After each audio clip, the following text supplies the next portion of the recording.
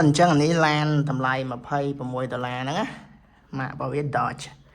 ស្កើមួយលើ14អានេះណានិយាយទៅឡាននេះយើងយកទៅលេងក៏បានយើងយកទៅតាំងក៏បានដែរព្រោះវាស្អាត detail វាមកដូចឡានមែនតែនអញ្ចឹងណាមើលពីមុខពីក្រោយវាបាទ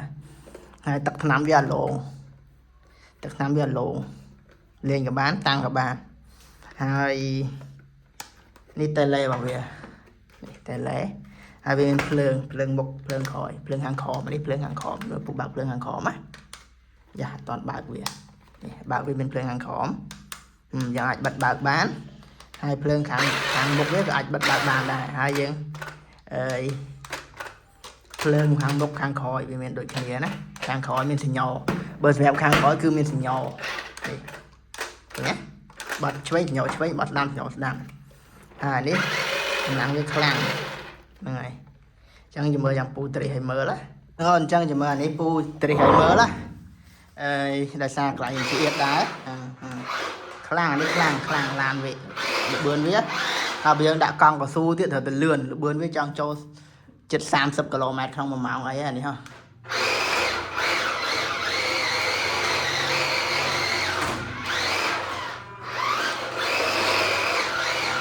ហើយសម្រាប់ភ្លើងវាយើងអាចបិទបើកបានណាភ្លើងបាតយើងអាចបិទបាន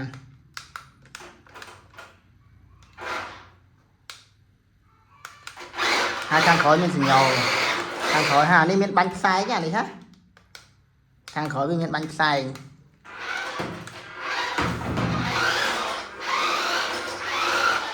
ហ្នឹងហើយអញ្ចឹងមានតែប៉ុណ្្នឹងទេ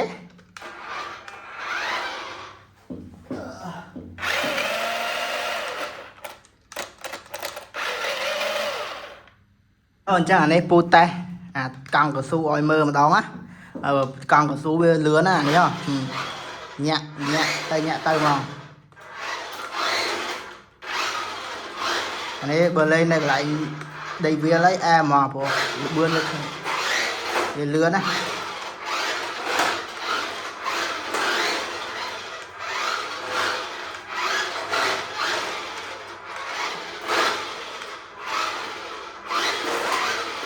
្នឹងហើយអញ្ចឹងមានតែប៉ុណ្្នឹងទេ